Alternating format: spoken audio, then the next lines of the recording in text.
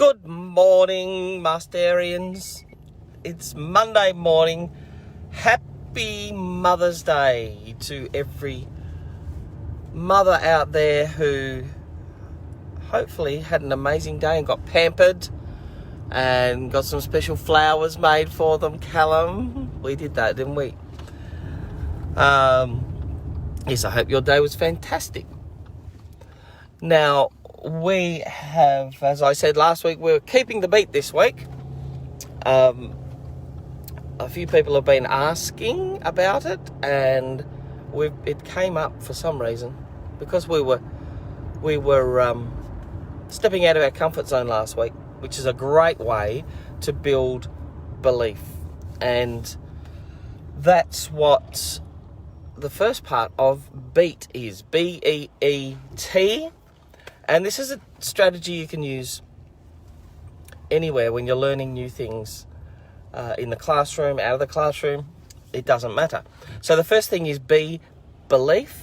The second thing is E, enthusiasm. The next one is E, emotion. And the last one is T for teach it. Now, we're going to talk about B today. B in BEET. And about creating belief. So whether it's sport or times tables, whatever it might be, if you can create belief around it, then it's more likely to happen. And if you have a look at the work of, well, there's so much. There's a book called Psychedelics. There's probably the best one is You Are the Placebo with Dr. Joe Dispenza, who is amazing and talks about how if you can build enough belief in something, whether it's healing your body or whether it's kicking a goal in football, whatever it might be, it will happen. Oh, there's I've forgotten his name, but anyway, then that's what we do. So, boys, before you get out, have you got any ideas that helps build belief in something? Saying it in your head. Saying it in your head, and I am statements. What about you, Gus? Oh, see you, buddy. Bye. Not too sure. Not too sure. All right. Okay, so that could see you, mate. Have a good day. So, using I am statements and talking self-talk and having things like a vision board is amazing.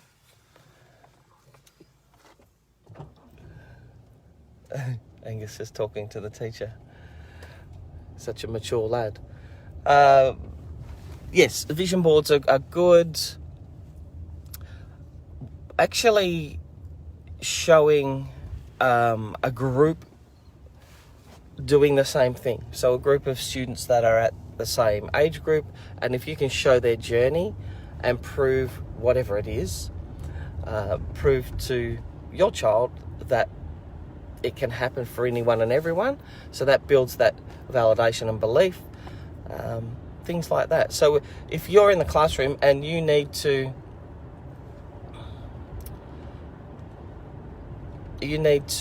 build belief, then you could get everybody saying I am, I can, I will. Okay, instead of I can't, I won't, which is a narrative that a lot of kids use. So B for BEET is the first part of our strategy to learn anything and everything. And we'll get into, on Friday, we'll talk about the chemicals that are produced. We had a boy who came to us, and we get kids to set goals, so setting goals, vision boards, all of those things.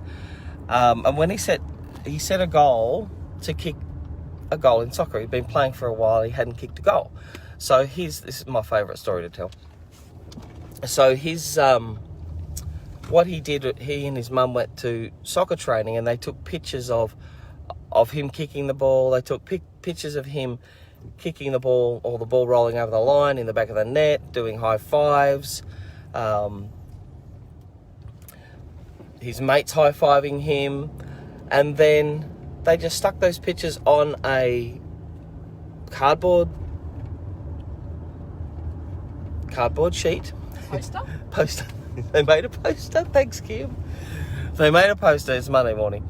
They made a poster, and what she'd do really well is if you just make the poster, that's great.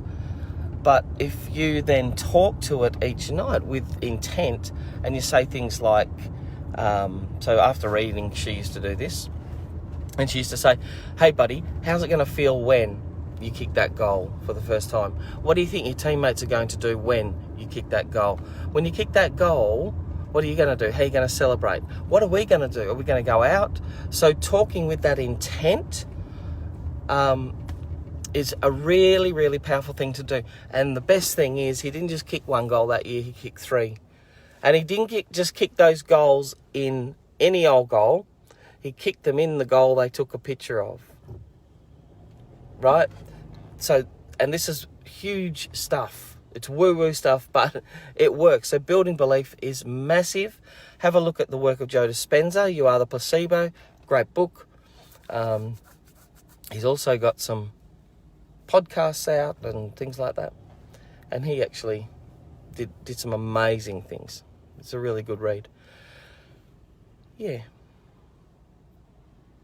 That's about it. He has got some good stories about the placebo effect and belief, and how in World War I, when they ran out of morphine, they just told the soldiers that it was morphine when it was actually saline, and they didn't feel pain because they believed that it was morphine. They did an experiment where they told these maids in a big hotel. So half of them they told, and all these maids were feeling unhealthy. They were overweight. They weren't great. Their health wasn't great. So they told half of them that the exercise and the walking around that they were doing is actually more than what needs to be done to become fit and healthy. And they didn't tell the others anything. So that half showed a dramatic, massive improvement, and they had weight loss, and they were feeling better about themselves, and it was very notable. But that was just because of belief. And when you have an expert tell you something, or you think it's an expert telling you something, and see the proof in that, then that's when change can happen. And this is how, I guess, brainwashing happens, you know. There's a product we have to buy, and where advertising companies have used this same principle to have us believe that if we get that Aero Strider, that was one of the things I got sucked into many years ago, an Aero Strider. Did you have one of those, Kim? I did. Yeah. So we build that belief, and then we go out and buy it and use it until our belief slowly dwindles away. Okay. Memories of the Aero Strider now at uni. All right, everybody, that's probably enough of me waffling on. You have a great day, and keep the beat. Boom, boom. All right, bye, guys.